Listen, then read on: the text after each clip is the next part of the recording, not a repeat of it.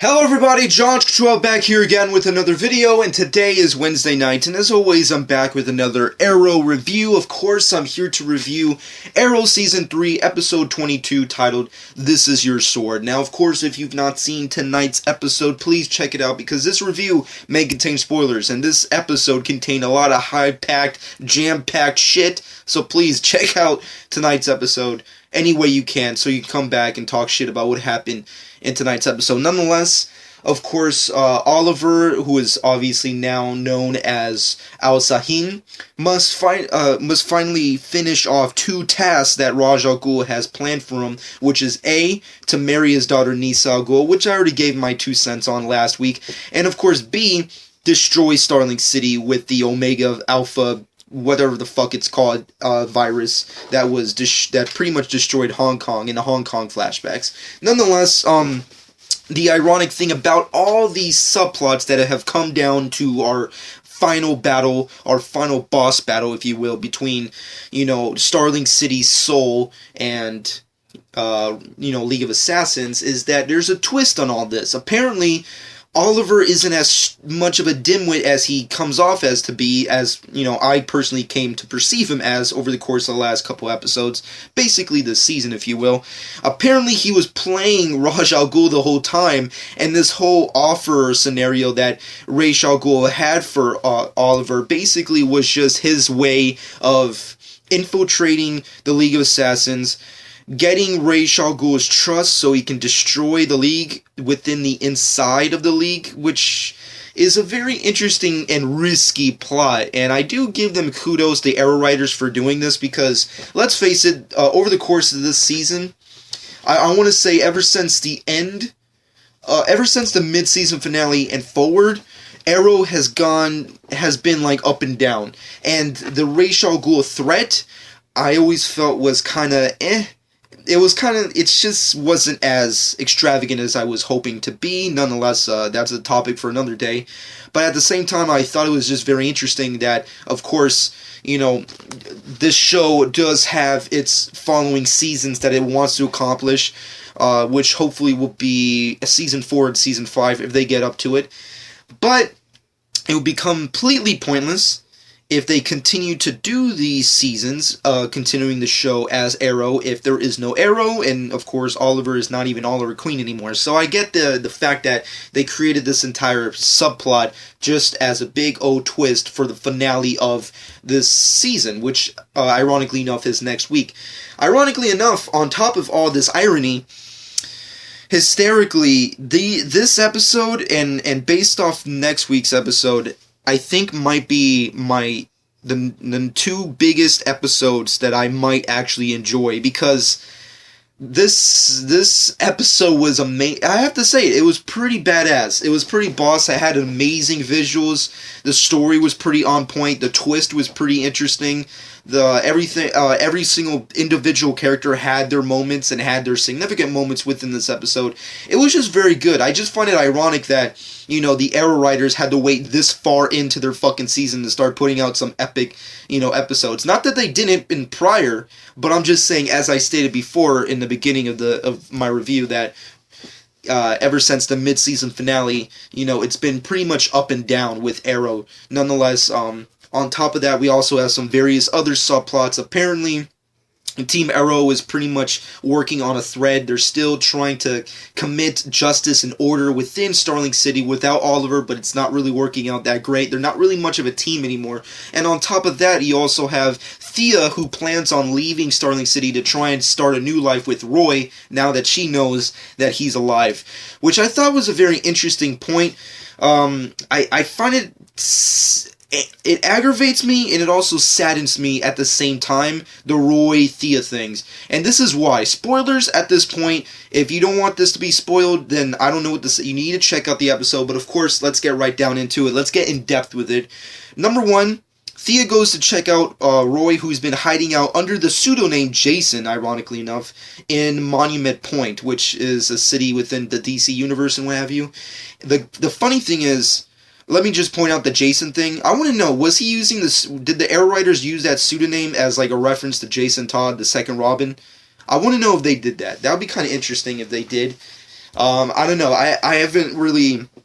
I can't really say if Roy has used the pseudonym of Jason prior on the show or even in the comic books. I can't really recall it. I have to look. I have to go back and watch all of season 2 to see if that actually is legit. But I'm gonna play devil's advocate and just be like, okay, under the pseudonym of Jason, he's gonna. That's just a reference to Jason Todd. Nonetheless, Thea is at a crossroads. She wants to be with Roy. She's sad that Oliver's gone. She doesn't want to live the rest of her life in Starling City with Malcolm. There's a whole bunch of circumstances that are terrible for her. So she wants to be with Roy. That's the interesting part. But the saddening part, which angers and saddens me at the same time, spoilers, apparently Roy leaves Monument Point without Thea knowing where he plans on going. Which, let's stop right there, I really liked. Because, number one, if Roy leaves and goes off to do other things, it means it has a humongous, just gigantic plot of different kind of scenarios. Number one, Titans. Number two, Outlaws. I've been saying this for a long fucking time, and I even stated it ever since they did the episode Broken Arrow when Roy basically left, that seeing as how CW plans on doing multiple fucking crossover TV shows in the future, and not to mention that TNT is developing Titans, I thought it was a great way for them to branch out Roy to different types of shows. Like, they can have him premiere in Titans in a couple episodes and maybe join the team in like a following season if the series actually goes to series and becomes a good fucking series, which I hope it does. Or in one of the many CW crossover shows that are being developed right now, maybe they could have done an Outlaws thing and maybe changed around a couple things, like not have Red Hood, or maybe have Red Hood, whatever. Maybe have Starfire or a different kind of character from the DC universe, something like that, so Roy can continue being Roy. Because I really like Roy. I loved the character of Roy from season 2. I thought he had an amazing arc. I really loved his Arsenal costume and the way he did things in Season 3.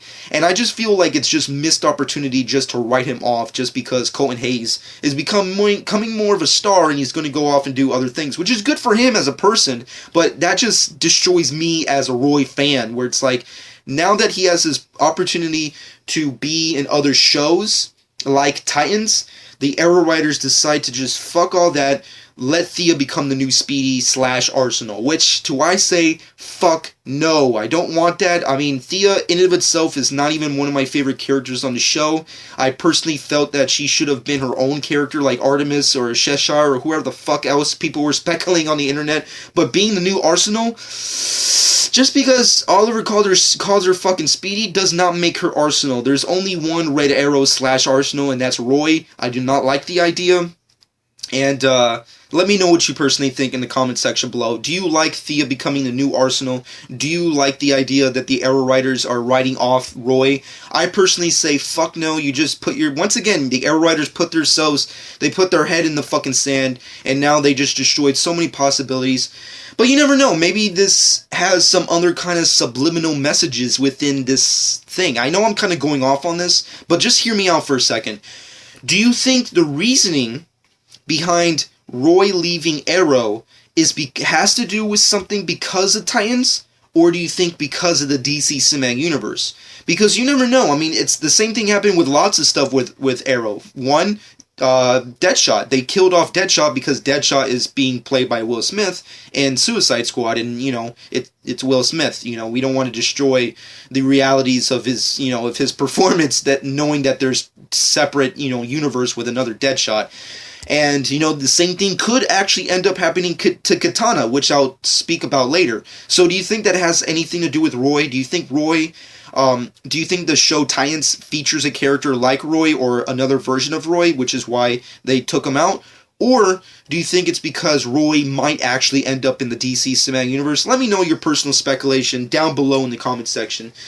Nonetheless, moving off of that, we have the big battles of this episode. Of course, Team Arrow must come together to try and take down League of Assassins, because Ra's al Ghul plans on releasing the Omega Alpha whatever the fuck virus within Starling City, destroying it, and also at the same time Oliver's trying to prevent that by helping Team Arrow to infiltrate Nanda Parbat, hopefully to destroy the virus and before it ever comes into contact with the actual city, which I thought was the highlight of this fucking episode. Katana, in her full garb of costume and awesomeness, was so tight. It was amazing to see her finally in her katana costume. It was finally Arrow.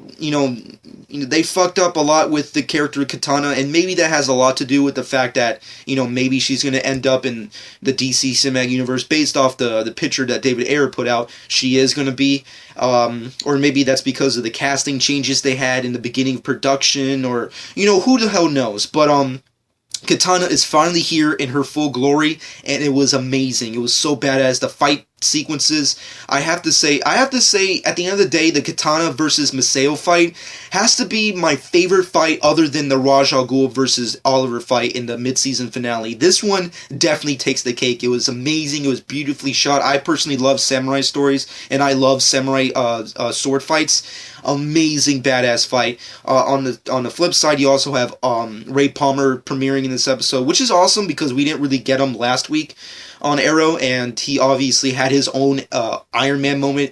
I just found it kind of funny that all of Ray's moments as the Atom felt very Iron Man. Like, I'm just saying, let me know in the comment section below who did not feel like they were watching Iron Man from like the first Iron Man movie when watching the Ray Palmer sequences. It was pretty epic.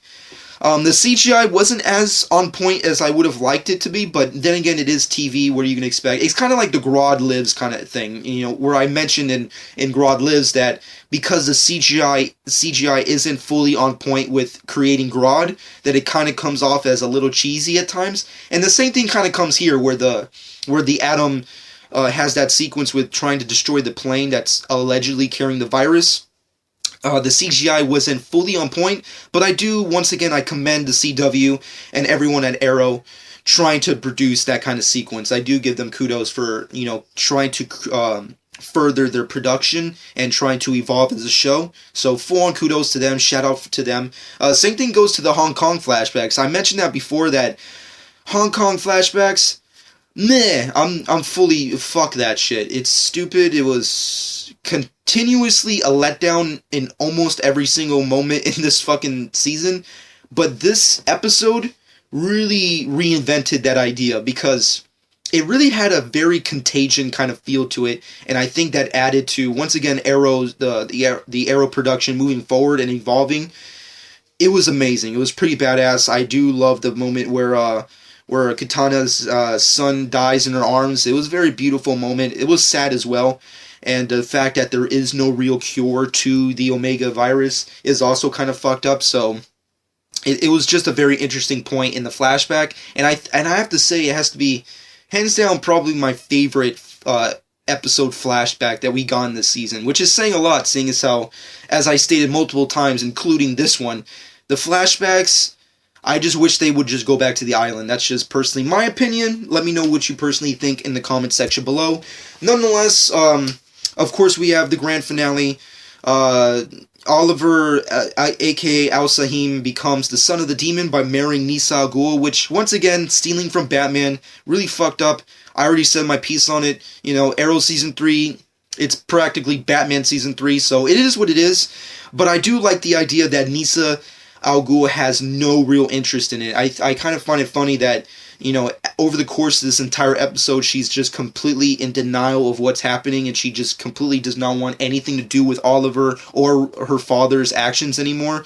It's so depressing because Nisa Al Ghul, even though she may not be a hero or even a main character in this series, I do feel bad for her. Like, after all this, I'm like, I don't even know where the character is going to go from here, but I'm very intrigued and interested. But nonetheless, Al Sahim, aka Oliver, does indeed end up marrying Nisa Al Ghul. They do become, one and the same, which I don't know, where they're going to go from here, because based off the teasers, shit's going to go down in the finale. So I don't know how long this marriage is going to end. It's going to be like a celebrity marriage. It's going to last like a day, and then it's going to, fuck it. The divorce later on. I guess that's what they're going to go route-wise with the finale, but we'll have to see what happens next week.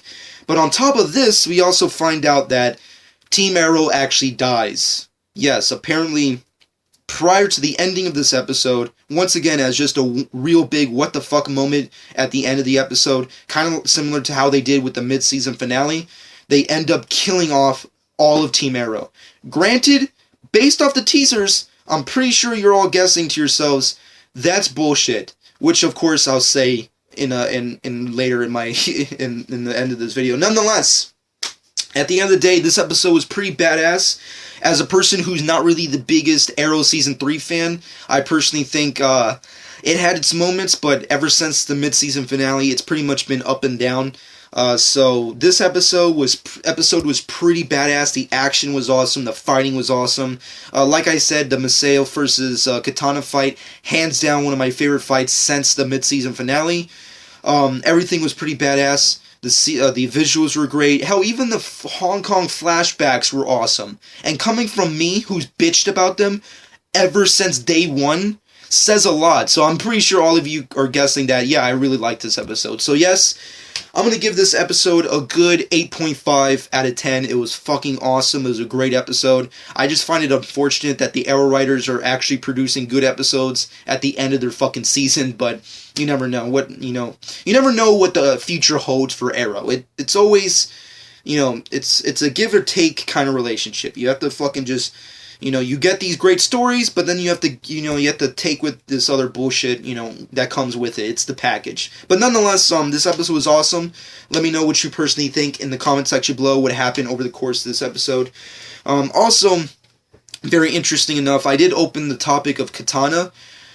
The thing is that they killed off this is speculation time, people. Like, I've already finished my review. Let's move on to speculation, folks, because you know what? The season finale is next week. So we only have less than a week to fucking speculate our game plan here. So let's just go right into the speculations.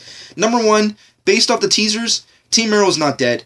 How they're going to survive, I have no fucking clue. Either A, the virus thing that, Ra's al Ghul used was either just a knockout gas, or maybe Oliver kind of switched the bulbs. So who the fuck knows?